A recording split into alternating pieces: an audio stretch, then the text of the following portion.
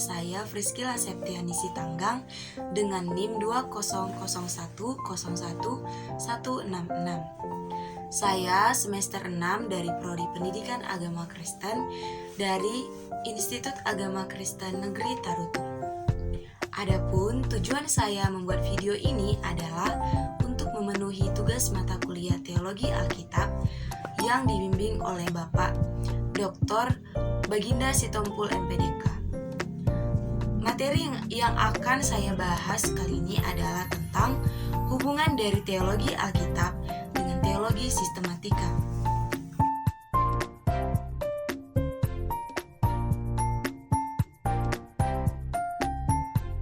Pada permulaannya, gerakan teologi biblika adalah sebuah reaksi terhadap perkembangan liberalisme yang dianggap tidak mencerminkan sikap Kristiani dalam mempelajari kitab suci.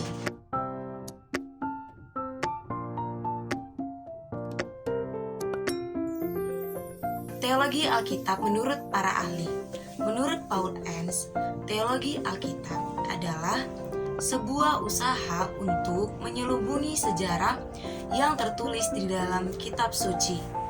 Yang kedua, menurut Donald Arthur Carson, teologi Alkitab merupakan pendekatan teologi dari sudut pandang sejarah progresif Sang Tuhan yang menyatakan dirinya melalui isi kitab Perjanjian Lama dan Perjanjian Baru yang keseluruhannya menuju pemenuhan kepada Yesus Kristus. Menurut Gerhardus Voss, teologi Alkitab berfokus kepada cara para penulis Alkitab dalam merefleksikan sejarah. Teologi Alkitab menemukan berbagai perspektif Alkitab tentang tindakan-tindakan yang agung dari Allah di dalam sejarah dan signifikansi tentang tindakan-tindakan ilahi tersebut. Yang terakhir, menurut Charles Hodge, teologi Alkitab merupakan disiplin eksegesis, yaitu studi tentang fakta-fakta dari kitab suci.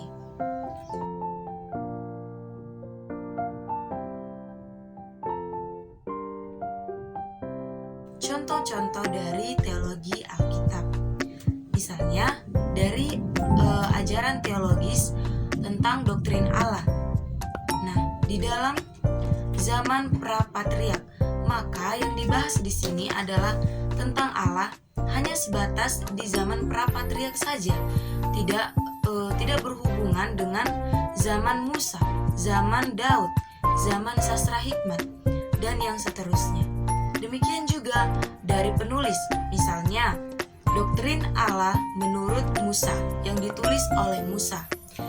Itu hanya sebatas tulisan dari Musa saja, tidak berhubungan dari tulisan Daud, tulisan Salomo, tulisan Daniel, tulisan Yeremia, tulisan Matius, dan tulisan Markus. Hanya sebatas pandangan Musa tentang doktrin Allah saja. Juga tentang perkitab, misalnya doktrin Allah, pernyataan Allah di dalam kitab Kejadian, maka yang dibahas di sana hanya tentang doktrin Allah di dalam kitab Kejadian saja, tidak berhubungan dengan kitab Keluaran, kitab Imamat, Yosua, dan selanjutnya. Hanya yang dibahas dalam Kejadian saja, bagaimana pandangan di dalam Kejadian saja. Demikian juga menurut kelompok kitab Taurat misalnya, kelompok kitab dari Kejadian, Keluaran, Imamat, Bilangan, dan Ulangan yang ditulis oleh Musa. Maka yang didapat di sana misalnya doktrin Allah, maka hanya doktrin Allah saja yang di dalam kelompok kitab Taurat itu sajalah yang dibahas dalam teologi Alkitab.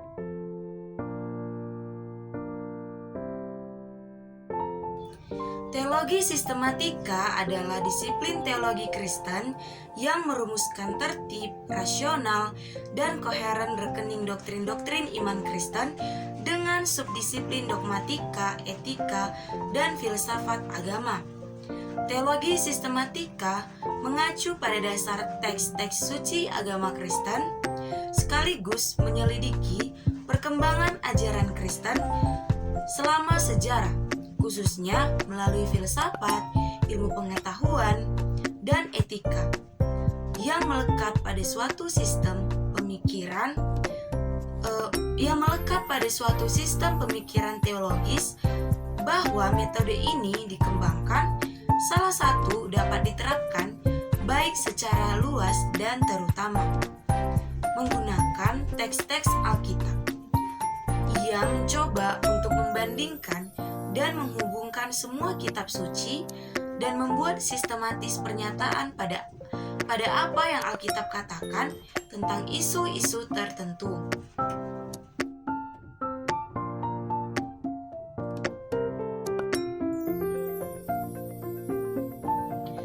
Teologi sistematika menurut para ahli.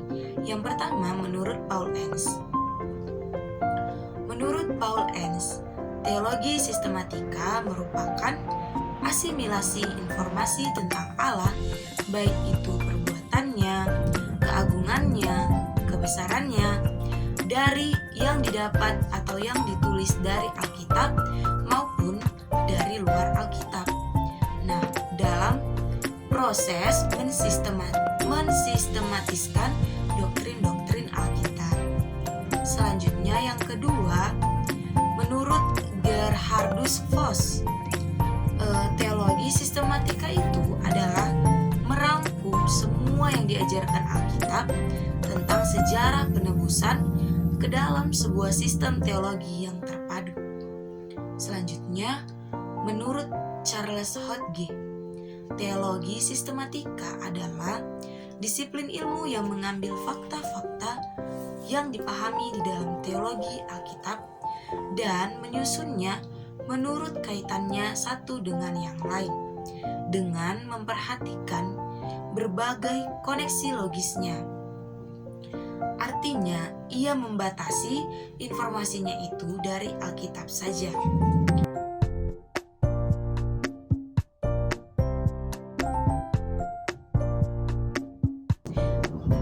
Selanjutnya, kita akan membahas contoh dari teologi sistematika.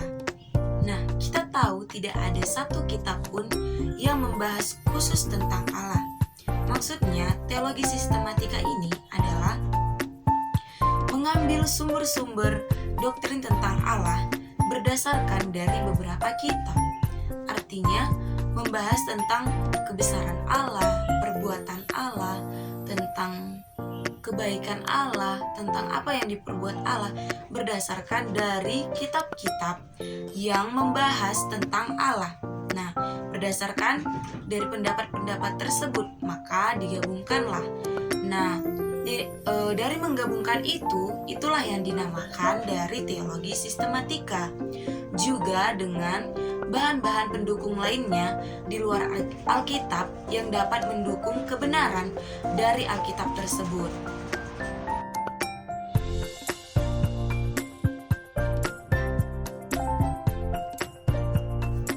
Perbedaan dari teologi Alkitab dan teologi sistematika menurut dari Paul Enns. Yang pertama, teologi Alkitab merupakan awal dari teologi sistematik. Eksegesislah yang memimpin teologi biblika, yang kemudian memimpin teologi sistematik.